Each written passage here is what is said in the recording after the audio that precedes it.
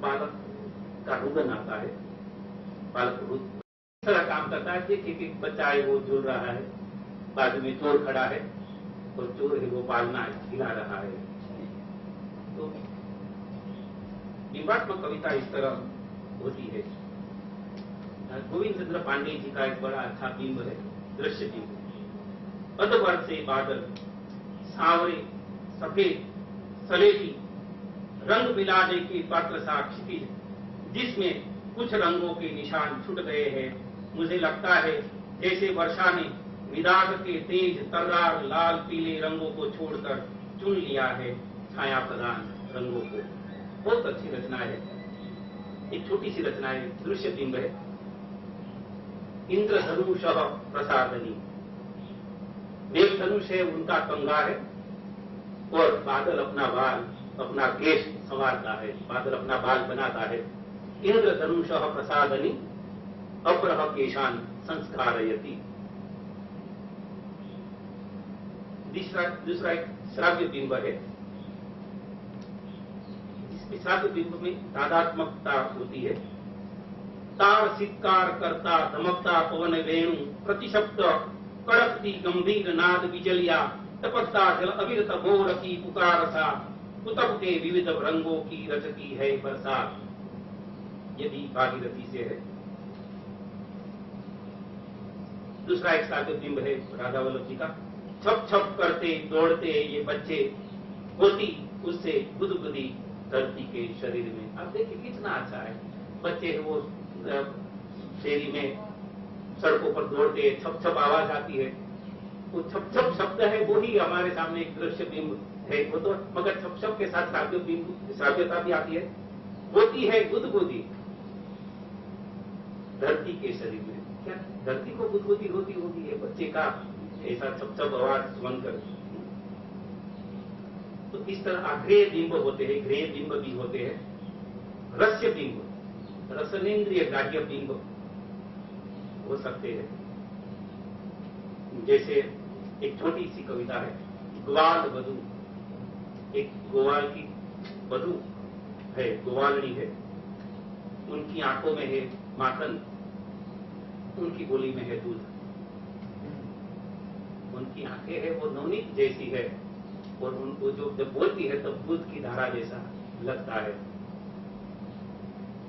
नए तांबे से लाल लाल, मीठे कुछ खट्टे, कोमल होने से उत्तप्त उसासों से सेवों का सेवन करते, विविध स्वाद आस्वादक स्वभाव धीर, कांच की खिड़कियों से बाहर के बगीचे में निहारा फैली हुई शिशिर धवल शिशिर चांदनी को।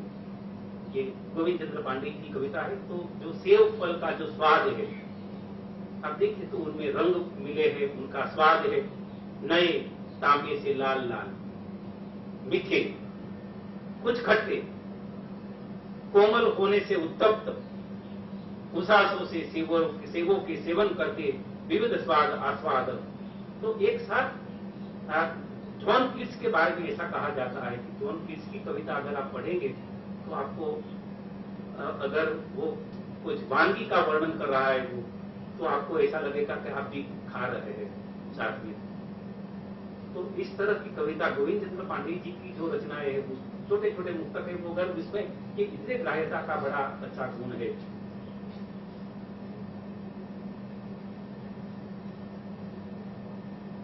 और अंत में स्पर्शेंद्रिय ग्राह्य जो है वो किस तरह आता है।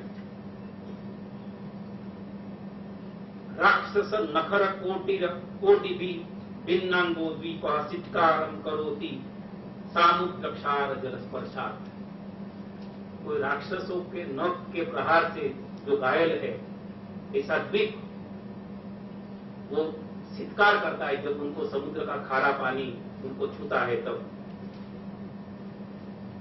दुष्ट अंधकार अपने काले हाथों से ब्रह्मचारी बावड़ी को स्पर्श आक्लेश करता है।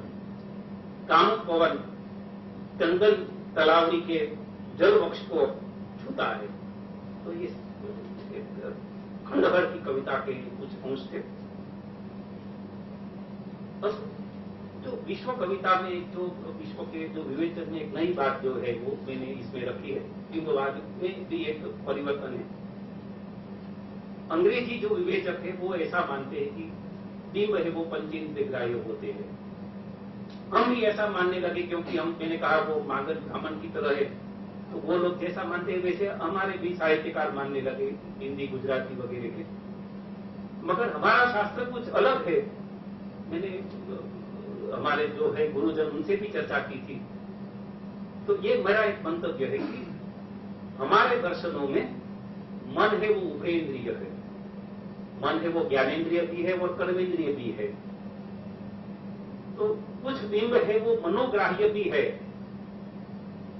मगर ये मन है उभयेंद्रिय है, वो बात तो उन लोगों की समझ में नहीं आई कि पाश्चात्य कविता जो लिखते हैं या तो उनका विवेचन करते हैं। तो मनोग्राह्य बिंब कैसे हो सकता है जब मूर्त पदार्थ अमूर्त बन जाए, या तो अमूर्त पदार्थ जो मूर्त बन जाए तब वो मनोग्राह्य बिंब होता है। ये बात मैंने बहुत लंबी अपनी के साथ लेखनी के साथ लिखी है। पावक को जलाकर, अग्नि को जलाकर सन्यासी अपनी यादों को जलाता है।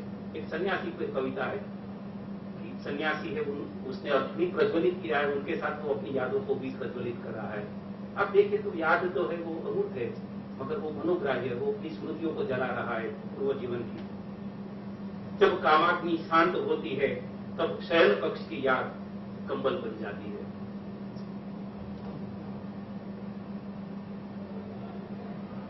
अभाव खेलता है फिर मंगलसूत्र में तुम्हारे मदर को छूकर, ये भिन्न पुलिनम केशव चंद्र दास की कविता है। प्रिया लौटती है फिर भिक्षा पात्र में अभाव को समर्पित करके। अभाव को कैसे समर्पित किया जाता? वो जो रिक्तता है, प्रेम है वो निराश हो गया है। प्रिया लौटती है फिर भिक्षा पात्र में अभाव को समर्पित करके। ये केशव चंद्र ने बड़ी मार्मिक कविता लिखी है। अभाव को समर्पित कर, अब वो प्रेम करना नहीं चाहती है तो वो खालीपन देके चली जाती है। तो ये मनोग्राही बिंब मेरे हिसाब से होता है। और एक बात, एक नई बात है, इंद्रिय व्यत्यय। ये हमारे पूर्वज कवियों ने कुछ ऐसी पंक्तियां लिखी है जिसमें इंद्रिय व्यत्यय होता है। जब एक इंद्रिय का काम दूसरी इंद्रिय करने लगे तब ये इंद्रिय व्यत्यय होता है, तो उससे बहुत अच्छी कविता बनती है। ये जॉन किट्स में, कालिदास में सबसे बड़ा तो मुझे लगता है शूद्रक में ये बात बड़ी जोर से है। तो ये आधुनिक कविता को ऐसी कविता बननी चाहिए इंद्रिय व्यत्यय। जैसे कालिदास कहते हैं सम दुख सुख पिबती व नयनाभ्याम। उर्वशी को राजा देख रहा है, राजा पुरुरवा देख रहा है, और उर्वशी को राजा कहता है कि सामने सम दुख और सुख और दुख में जो समान है ऐसा देख रहा है। तो वो प्रश्न पूछते कह कौन? तो तुरंत राजा बोलता है सखी जन्म। चित्रलेखा कहती है तुम्हारी सखिया है वो देखे। सखी जन्म, ये पुल्लिंग शब्द का प्रयोग करता है, मगर उनका कहना है कि वो राजा उनको देखता है। मगर वहां शब्द है वो देखता है, ऐसा शब्द नहीं है, पिबती शब्द है। तो आंखों से कैसा किया जाता है? तो ये इंद्रिय व्यत्यय है, जो पीने का काम है वो आंखें करती है। शुकपाद को मुंह को, तोता और पेट दोनों चुप है। लपति शनै ही पुष्प सौरभम, बोलती है तो केवल पुष्पों की सुवास।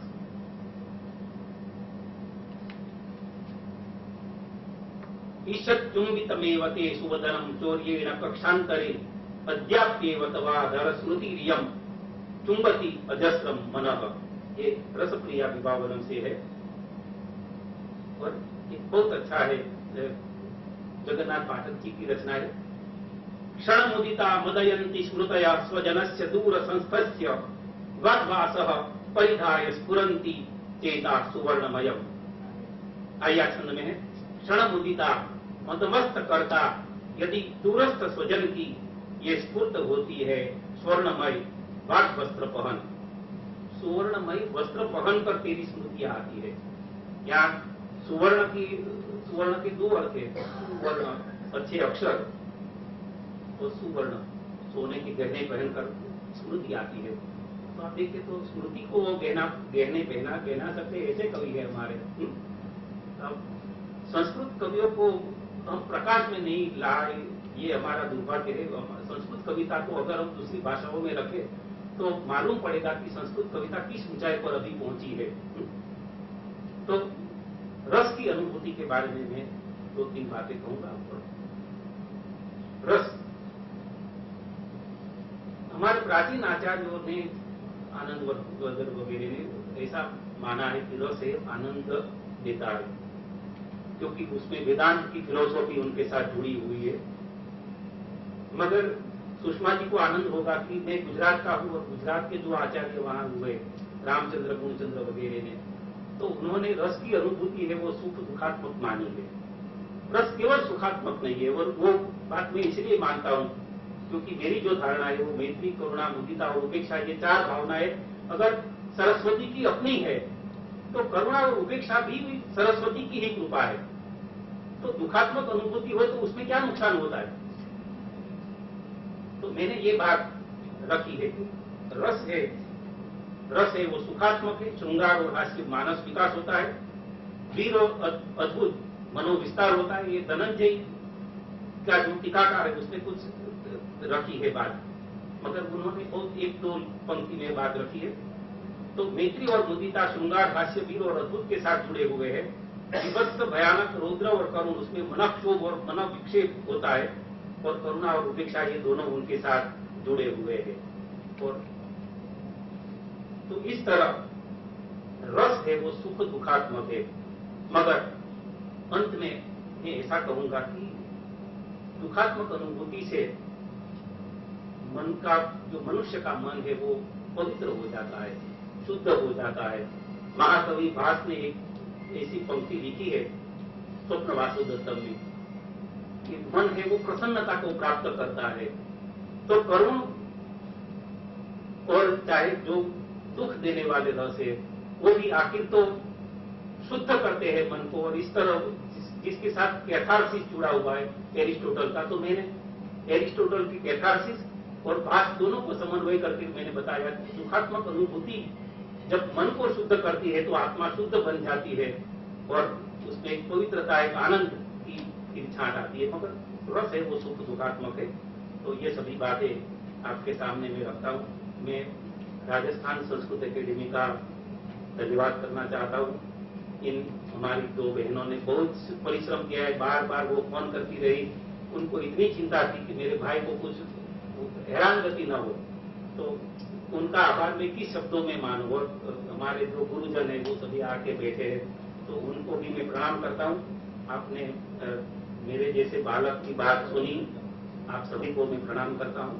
और मैं धन्य हूँ कि आज इस गुलाबी शहर में इस गुलाबी शब्दों के साथ मैं आपको प्रणाम करता हूँ।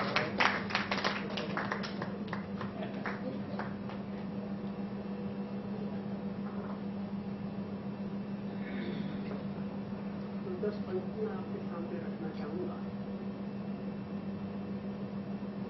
एकम सद्विप्रा बहुधावत,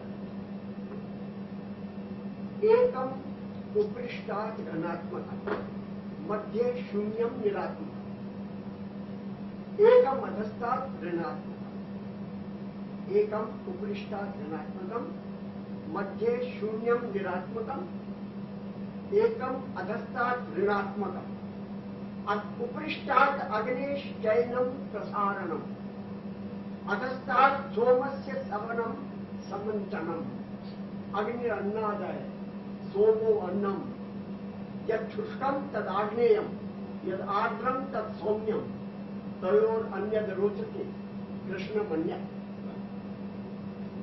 अग्निर्जागात् तमयं सोम आह, तवाहमस्मि सख्ये न्योता। अन्न अन्नादयोर ऐक्यम एवं गायन्ति सामगाः, अहम अन्नम अन्नम अदंतम अग्नि, एकम वाइदम विबभूव सर्वम। एक एक संख्या सार्यम एकम शून्यमादाय संगणक यन्त्रे सर्वं विवृणोति इति दिशा एकम सद्विप्रा बहुधावत्।